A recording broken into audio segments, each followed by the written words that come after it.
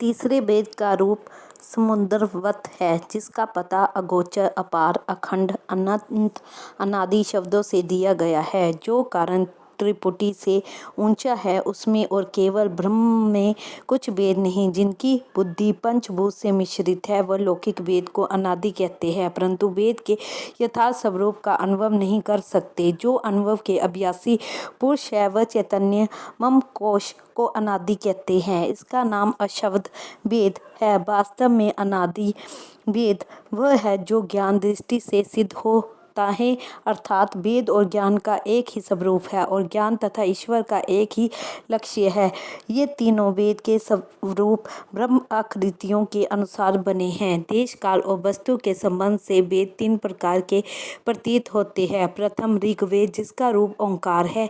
इसकी विधि यकृत साधना करने से मुमुक्षु ब्रह्मवेत्ता हो जाता है। इसका महावाक्य प्रज्ञानमानंद ब्रह्म। दूसरा यजुर्वेद, इसका रूप भी ओंकार है और अहम ब्रह्मस्मि महावाक्य है। इन शब्दों के आश्रय होकर जिज्ञासु पुरुषार्थ से ब्रह्म रूप हो जाता है। तीसरा सामवेद, इसका रूप भी ओंकार ही है और तत्त्वमसि महावाक्य है। इस महावाक्य के विचार से अभ्यासी अल्पज्ञता और सर्वज्ञता दोनों का साक्षी होकर परमानंद स्वरूप हो जाता है। चौथा अथर्ववेद वेद है। इसका रूप सोहम, हंस मंत्र और अयमात्मा ब्रह्म महावाक्य है। पहले तीनों महावाक्यों की साधना करने वाले कीट मार्ग अथवा कर्म योग द्वारा ओंकार की ध्वनि की सहायता से ब्रह्म के ज्ञान रूप अधिष्ठान तक पहुँचते हैं, अर्थात रस वासना के बने रहने के कारण मूल प्रकृति कर चक्र से बाहर नहीं जाते और साक्षी रूप होकर ब्रह्म और जगत के दृष्टा बने रहते हैं। चौथे महावाक्य का रूप हंस मंत्र है। वह सप्तह स्वर्ण प्राणियों में अपना शब्द उच्चारण कर रहा है। इसमें किसी परिश्रम की अपेक्षा नहीं, इसी कारण हंस मंत्र को अजपा जाप भी कहते हैं। ये दोनों स्वाभाविक शब्दों ने ओंकार शब्द को अपने अंतर लय कर लिया, अर्थात स के अंत आकार और उकार गुप्त है। अहम शब्द में मकार अंतर्गत है। अर्धमात्रा की ध्वनि तुर्यातीत अवस्था के आनंद का लक्ष्य दिखाती है। सोहम शब्द के अभ्यास को ज्ञान योग अथवा विहंगम मार्ग कहते हैं। अहम विहंगम के अर्थ पक्षी के हैं और पक्षी की उड़ान आकाश में शीघ्र होती है। कीटी अपने मार्ग को मंद गति से बहुत काल में पूरा करती है, परंतु श्रुति के सोहम शब्द से एकता होने पर जीव हंस रूप होकर शीघ्र अपने लोक को उड़ जाता है, अर्थात निज रूप में लय हो जाता है। सर्व विद्याएं वेद के ही आश्रित है और वेद से अतिरिक्त कुछ नहीं, परंतु साधारण जीव न वेद को पढ़ सकते हैं न उसके भावार्थ को समझ ही सकते हैं, क्योंकि विशेषकर तीनों वेदों में सकाम कर्मों का ही वर्णन है। इसी में जीव उलझ जाते हैं। चौथे अथर्वण वेद के ज्ञान अथवा अयमात्मा ब्रह्म भाव को समझ ही नहीं सकते, क्योंकि अज्ञानी जीवों का अंतःकरण विषयों के स्वाद से मलिन रहता है और विषयों की ओर अधिक रुचि रहती है। इसलिए वेद शास्त्रों ने पहले सकामियों के लिए कर्म का उपदेश किया है कि कर्म करते हुए अंतःकरण की शुद्धि द्वारा निःकर्म हो जाएंगे, परंतु सकाम कर्मों में ही मंद बुद्धि के कारण जीव लिप्त हो गए। सकाम कर्म दो प्रकार से दुखदायी होता है। प्रथम तो ये कि विधि पूर्वक कर्म करने के कारण उनको फल मिलता गया तो वह उन फलों को भोगते भोगते विषयी बन जाते हैं, विषयानंद से परे दूसरा आनंद उनके नेत्रों में बासता ही नहीं। दूसरा, विधि पूर्वक कर्मों के अनुष्ठान में वह मंत्रों के जाप आदि में उल्टा पुल्टा हो जाने से कर्मों के फल उनको न मिले तो शास्त्र और आचार्यों से अविश्वासी हो जाते हैं। तामसी बुद्धि के कारण अपनी भूल को न देखकर मंत्रों में ही दोष लगाते हैं। कर्म करने के उपदेश का तात्पर्य यही था कि पहले कर्म करने से अंतःकरण की शुद्ध होने के उपरांत श्रद्धा उत्पन्न हो जाती है। कर्म अज्ञान अवस्था में किए जाते हैं। मल विक्षेप आवरण जो 3 प्रकार के पदों पर्दे हैं उनको दूर करने के लिए संतों ने 3 प्रकार के साधन कथन किए हैं। मल के दूर करने के लिए निष्काम कर्म, विक्षेप के लिए उपासना, अवरण के लिए ज्ञान, आत्म तत्व जानने के लिए इन तीनों की आवश्यकता है। परंतु इन तीनों के वास्तविक भाव को न समझने से जीव उलझन में पड़ जाता है। इसी उलझन को दूर करने के लिए संत सद्गुरु की आवश्यकता होती है। वह तत्व वेता महापुरुष जीवों का अधिकार किस में है भली प्रकार समझते हैं, उसी के अनुसार क्रम क्रम से उन्हें ध्येय तक पहुंचा देते हैं, अर्थात वास्तविक रूप का ज्ञान हो जाता है। ये बात केवल ग्रंथों के पाठ मात्र से समझ में नहीं आ सकती। बहुधा देखा जाता है कि अल्प बुद्धि वाले जीव संतों की शरण न लेते हुए अपनी सारी आयु पाठ मात्र में व्यतीत करते हैं, परंतु लक्ष्य तक नहीं पहुंचते। हाँ, गुरुदेव की युक्ति के अनुसार चलने वाले सच्चे जिज्ञासु कर्म की उपासना, ज्ञान अर्थात वैराग्य, साधन और विचार की युक्ति से गूढ़ लक्ष्यार्थ को निश्चय कर लेते हैं। फिर उसे कुछ करना शेष नहीं रहता और न ऐसे ब्रह्ममय जिज्ञासुओं को पठन पाठन की वांछा रहती है, कारण कि गुरुमुख द्वारा साधन संपन्न होने से संशय निवृत्त हो जाते हैं। एक रोज इरशाद हुआ कि ये जीव प्रमाद वश अपने कल्याण मार्ग का बाधक हो जाता है। विषयों में लिप्त होने के कारण उसे अपने हित अनहित का ज्ञान भी नहीं रहता। यदि देखा जाए तो ये अपने भाग्य का स्वयं निर्माता है, परंतु भूवश भौतिक सुखों की खोज में भटकता फिरता है। स्वयं सुख रूप होने पर भी कस्तूरी के मृगवत इसकी अवस्था है। इसकी भूल मिटाने के लिए वेद शास्त्र संत महात्माओं ने प्रकृति अनुसार अनेक प्रकार के मार्ग दर्शाए हैं। सबसे प्रथम शुभ कर्मों का उपदेश, क्योंकि ये देह कर्म संस्कार से ही बना हुआ है। गीता में भी श्री भगवान ने अर्जुन को बारंबार कर्मों की ही और रुचि दिलाई। हर एक मनुष्य नित्य प्रति गीता का अध्ययन करते हैं, परंतु आलस्यवश शुभ कर्मों में रुचि नहीं रखते। प्रायः ऐसा देखा जाता है कि बहुतेरे बुद्धिमान कर्मों को छोड़ ज्ञानी बन बैठते हैं। दिन रात सांसारिक झंझटों में लिप्त होकर संतों के बताए हुए भजन, ध्यान, स्मरण, शुभ कर्मों को त्याग अपने को ज्ञानी समझते हैं और पूछने पर कहते हैं कि कर्म तो बंधन का कारण है, केवल ज्ञान से ही मोक्ष की प्राप्ति हो जाती है। परंतु ऐसा कहने वालों को श्री भगवान के इन वचनों का विचार नहीं है। अर्जुन के प्रति अपने ऐसा कहा है कि जैसे बिना कारण कार्य नहीं होता, इसी प्रकार बिना कर्म ज्ञान की उत्पत्ति नहीं हो सकती। पुनः अर्जुन को समझाया है कि बिना कर्म आरंभ किए कोई प्राणी कर्म रहित अवस्था को अर्थात मोक्ष व ज्ञान को प्राप्त नहीं कर सकता। ब्रह्मचारी, गृहस्थी, वानप्रस्थ, बुद्धिमान, मूर्ख कोई भी हो, बिना कर्म किए कर्मों के मर्म को नहीं समझ सकता और जब तक कर्म समझ में न आवे तब तक कर्मों से रहित होना क्या है और उस कर्म रहित होने का कैसा अपूर्व आनंद है, एक नहीं जानता। जबकि छोटे छोटे कार्यों की पूर्ति भी बिना कर्म नहीं हो सकती, तो बिना कर्म ज्ञान कैसे प्राप्त हो सकता है।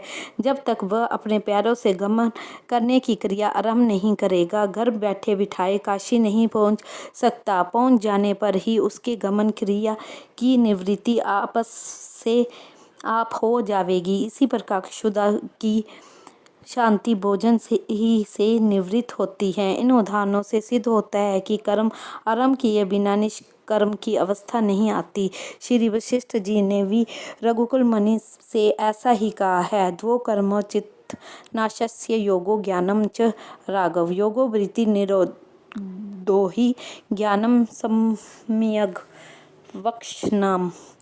अर्थ, हे राघव, योग और ज्ञान ये दोनों कर्म चित्त वृत्ति के नाश कर देने के निमित्त है। कर्म से चित्त वृत्ति का विरोध और ज्ञान योग से आत्म साक्षात्कार। इसलिए कर्म चलने से आत्म तत्व की प्राप्ति शीघ्र होती है। कर्म 3 प्रकार के होते हैं, स्थूल, सूक्ष्म, कारण। देह संबंधी शुभ कर्मों को स्थूल कर्म कहा है और उपासना आदि कर्म सूक्ष्म और ज्ञान को कारण कर्म, जिसका संबंध बुद्धि विचार से है। ये साधन कोटि ज्ञान है। देह के होते कर्मों से रहित कदापि नहीं हो सकता। अंतःकरण की शुद्धि के निमित्त कर्म करना परम आवश्यक है। जैसे मलिन वस्त्र पर किसी प्रकार सुंदर रंग नहीं चढ़ सकता, इसी प्रकार जब तक प्राणी का अंतःकरण मलिन है तब तक उस पर भगवत भक्ति का ज्ञान का रंग भली प्रकार नहीं चढ़ सकता। भजन, पूजा, ध्यान आदि शुभ कर्म करते करते क्रम से निष्काम कर्म तक पहुंच जाता है। कर्म के करते हुए उसके फल को न चाहना निष्काम कर्म कहा गया है। कर्म करते भी कर्मों का त्याग किस अवस्था में होता है? कर्मों के फलों की चाह जीवों के मन में स्वाभाविक ही बनी रहती है। जिस समय मन और मन के प्राकृतिक स्वभाव ध्यान आदि के प्रभाव से लय अवस्था में पहुंचेंगे, उस समय फल की वांछा मिट जाएगी। अभ्यास, विचार, ध्यान इन तीनों के बाद जो अवस्था लय की होती है उसमें सहज ही कर्म फलों का त्याग हो जाता है। जिस मन में स्वाभाविक कर्म फलों की चाह रहती थी वह अशुद्ध मन न रहा, अब वह कामना रहित शुद्ध मन हो गया। इसके उपरांत परम शांति प्राप्त होती है। इसी विषय में श्री भगवान अर्जुन के प्रति 12वें अध्याय के 12वें श्लोक में उपदेश करते हैं। श्रेयो हि ज्ञानव्यास्य ज्ञानाद्ज्ञानम् विशिष्यते ध्यानात् कर्मफल न्यागस्त्याग क्षांतरित्रम। अर्थ, मर्म को न जानकर किए हुए अभ्यास से ज्ञान श्रेष्ठ है। इस ज्ञान से तात्पर्य विचार से है, क्योंकि बिना विचार के जानता नहीं कि अभ्यास क्यों किया जाता है। इस भाव को न जानने के कारण ही अभ्यास भजन में रुचि नहीं होती। विचार से श्रेष्ठ स्वरूप का ध्यान, ध्यान से भी श्रेष्ठ कर्म फलों का त्याग, त्याग से तत्काल ही परम शांति होती है। अर्थात मन, बुद्धि, इंद्रियादिकों का संग छूट जाता है और अचिंत्य रूप हो जाता है। इसी देह को भूलकर भौतिक पदार्थों में सुखानंद की खोज करता रहता है। यही कारण है कि हर समय अशांत और दुखित रहता है। परम दयालु संत महापुरुषों ने अति कृपा करके इसकी भूल मिटाने के लिए नाना प्रकार की युक्तियों से निज रूप का बोध कराया। एक रोज इरशाद हुआ कि कर्म और यतन दो वस्तु है। जिनकी अल्प बुद्धि है वह कर्म और यतन के एक अर्थ समझते हैं, परंतु इन दोनों के अर्थों में बड़ा भेद है। नदी में तैरना एक प्रकार का कर्म है। तैरने में दो भांति की क्रिया है, एक चढ़ाव में जाना, दूसरा बहाव पर। बहाव पर तैरने को कर्म कहते हैं और चढ़ाव पर जाने को यतन। बहाव पर तैरने वाला नदी के वेग से कर्म के समुद्र में पहुंचता है और चढ़ाव पर तैरने वाला उस स्थान को पाता है जहां से नदी का आरंभ हुआ। वहां पहुंचकर यतन भी छूट जाता है। चित्त के निरोध से मनोवृत्ति के भाव को अंतर्मुख करना यतन है। कर्म केवल उसकी क्रिया है। समय के प्रभाव से मनुष्य की वृत्ति रजोगुणों होने के कारण कर्म के वास्तविक रूप को न समझकर कर्म में प्रवृत्त होने से उसे अकर्म अवस्था का आनंद प्राप्त नहीं होता।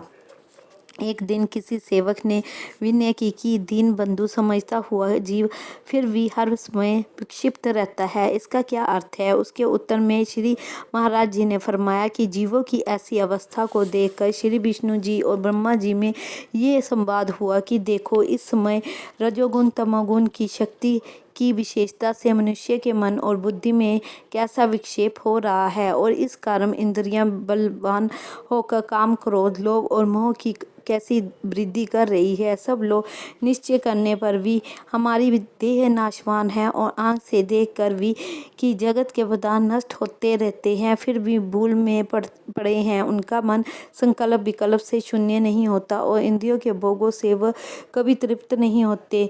अपनी देह को सुख पहुंचाने के निमित्त धन संचय में और विषयानंद में हर समय तत्पर रहते हैं और न उचित अनुचित का विचार ही रखते हैं। माया के भक्त होने के कारण माया भी उनकी सहायता करती है और इच्छित अथवा अनिच्छित फल देती है, परंतु उनको आत्मज्ञान से विमुख करके अविद्या के कूप में डाल देते हैं, जहां से निकलना कठिन हो जाता है और वह भ्रांति के रोग से विक्षिप्त होकर नित्य दुख से पीड़ित रहते हैं। सत्य साधन रूपी औषधि उनको नहीं सुहाती और वैराग्य रूपी चूर्ण उनके मुख को कड़वा लगता है। ऐसी दीन अवस्था को प्राप्त होकर विभूत की नाई विषयों के पीछे दौड़ते फिरते हैं और इसी को अपना लाभ समझते हैं, परंतु अंत में कोई उपाय न बनने पर पछताते हुए हाथ पसारे चल देते हैं। अब तुम स्वयं विचार कर लो कि विक्षेप का क्या कारण है। हाँ, इस विक्षेप को दूर करने के लिए सबसे सुलभ यही मार्ग है कि सत्पुरुषों का संग, सत्य वस्तु की प्राप्ति की अर्थ सत्य साधना में दृढ़ भावना हो। एक दिन श्री महाराज जी जयपुर में लाला हजारी लाल के मकान पर विराजमान थे। इन लाला जी को श्री महाराज जी के चरणों में अत्यंत श्रद्धा और प्रेम था। सेवा और दर्शन करने को ही अपना अहोभाग्य समझते थे। प्रश्नोत्तर भी कुछ नहीं करते थे, परंतु अवतार अर्थ समझने की भावना उत्पन्न हुई। स्वयं तो प्रश्न न किया, परंतु श्री योगानंद जी के द्वारा अपनी भावना प्रकट की कि अवतार अर्थ समझने की इच्छा है। श्री महाराज जी ने मुस्कुरा कर फरमाया कि जब श्री भरत जी महाराज को संतों के लक्षण पूछने की चेष्टा हुई तो श्री हनुमान जी द्वारा अपना भाव प्रकट किया, वैसा तुमने भी किया। ठीक है, देखो जितने संसार में जीव है ये सब ही अवतार है। स्वयं विचारो, कोई ऐसा नाम नहीं है जिसमें भगवान का नाम बीच में न आया हो। कई नाम लिखकर उन्हें समझाया, सब में भगवान का नाम निकला। फरमाया अब तो संशय नहीं रहा, परंतु देखा कि अवतार के अर्थ समझने की कुछ और भी इच्छा है। कहा भैया सुनो, अवतार के अर्थ उतरने के हम और यह अद्वैत मत का प्रमाण है कि सर्व जगत एक सच्चिदानंद ब्रह्म का अवतार है, और जो द्वैत मत के अनुसार इसकी उत्पत्ति प्रकृति से मानी जावे तो भी पुरुष का प्रकृति में उतरना सिद्ध होता है। परंतु गुणों के विभाग से 3 प्रकार के अवतार माने गए हैं, ईश्वर कोटि, ब्रह्म कोटि और जीव कोटि। जगत में जितने जीव जंतु दिखते हैं वह जीव कोटि के अवतार है, परंतु ईश्वर कोटि के अवतार कभी कभी होते हैं। इनको निमित्त अवतार कहते हैं। जो रावण, दंत वक्र, शिशुपाल के अर्थ श्री रामचंद्र जी और श्री कृष्णचंद्र जी प्रकट हुए। जिस समय तमोगुणी शक्ति से धर्म की हानि और अधर्म की वृद्धि देखकर तमोगुणी आवरण के निवारण हित शस्त्र अस्त्र के द्वारा दुष्टों का दलन किया। इसके उपरांत सतोगुणी भाव से सदोपदेश द्वारा जीवों का उद्धार भी किया। ऐसे अवतार समय समय पर होते आए हैं। ये सर्व शक्ति संपन्न होते हैं। दूसरे ब्रह्म कोटि के अवतार सदा जगत में बने रहते हैं, परंतु संसारी लोग विषयों से ने लोलिप्त होने के कारण उनकी अवस्था वो पहचान नहीं सकते, कारण कि इस कोटि में बिरले ही महात्माओं की स्थिति होती है। ईश्वर कोटि के तुल्य इनकी क्रिया शक्ति तो नहीं होती, परंतु उनमें ज्ञान का बल तो विशेष होता है। इन्हीं को नित्यावतार माना जाता है। इन्हीं महात्माओं के उपदेश द्वारा जीव अपने निज स्वरूप को जान जाता है। सद्गुरु संतों के उपदेश बिना जीव अपने लक्ष्य को नहीं पहचान सकता। आजकल के मनुष्य में बहुधा ये भाव देखा जाता है कि ग्रंथों को देखभाल कर ही ईश्वर की प्राप्ति कर लेंगे, परंतु ऐसा नहीं हो सकता। ये अपने को धोखा देना है।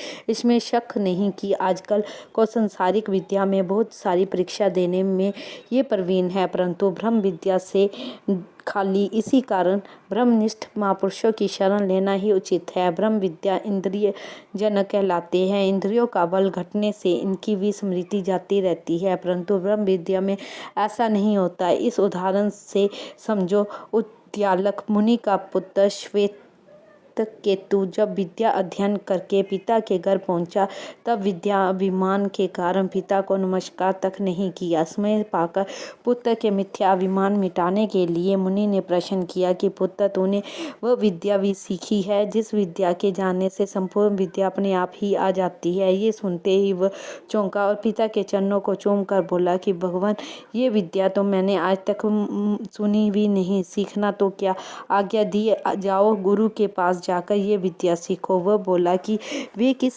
भी इस विद्या को नहीं जानते, क्योंकि चलते समय विद्या गुरु ने ऐसा कहा था कि जो कुछ मेरे पास था मैंने तुमको दे दिया, अब कृपा कर आप ही बतलाइए। मुनि मुस्कुराकर बोले कि पुत्र, ये विद्या तो ऋषियों के बच्चे बच्चे में मौजूद है, सिखलाना पढ़ाना क्या।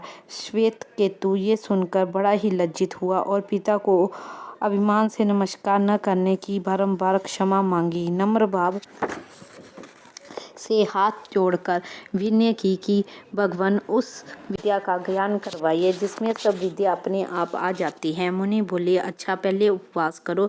श्वेत श्वेत केतु ने अन्न त्यागन कर दिया। कुछ दिन बाद श्वेत केतु अन्न न खाने से बहुत कमजोर हो गया, सब इंद्रिय शिथिल हो गई। तब मुनि ने पुत्र को सामने बैठाकर विद्या संबंधी प्रश्न किए। श्वेत केतु बोला, पिताजी, भूख के कारण सब इंद्रिय शिथिल हो गई है, विद्या की स्मृति न रही। मुनि बोले, पुत्र, इंद्रिय जन विद्या इंद्रिय शिथिल होने पर विस्मरण हो जाती है, परंतु ब्रह्म विद्या का इंद्रियों से कोई संबंध नहीं।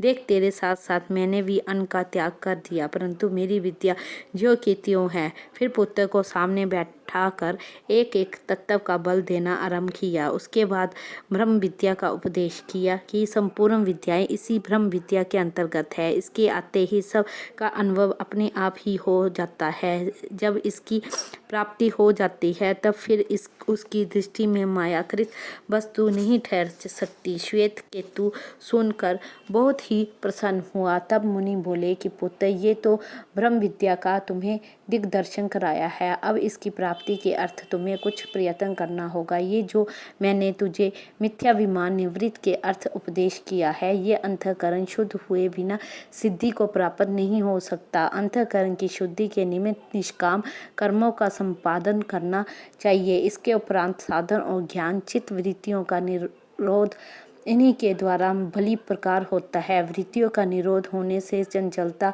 मिटकर चित्त के साथ साथ बुद्धि एकाग्र होकर आत्म तत्व की ओर प्रवाह करती है। इसी को योगस्थ होना कहते हैं। जब तक ये योगस्थ अवस्था प्राप्त नहीं होती तब तक आत्मा में अचल और स्थिर बुद्धि नहीं हो सकती। योग चित्त वृत्ति निरोध, चित्त वृत्तियों का निरोध करना ही योग कहलाता है, जिसकी तुम्हें परम आवश्यकता है। ऋषि पुत्रों का ये निजी धन है। इसी कारण मैं तुझसे कहता हूँ कि मेरे उपदेश के अनुसार समाहित चित्त होकर जिस ब्रह्म विद्या की प्राप्ति से सम्मुख संपूर्ण विद्या अपने आप आ जाती है, इसका प्रयत्न कर। संसारिक विद्या पढ़कर बिना महापुरुषों के उपदेश के ईश्वर प्राप्ति या ज्ञान को हम स्वयं प्राप्त कर लेंगे, ऐसा कहना कहाँ तक ठीक है, वह स्वयं सोच सकते हैं।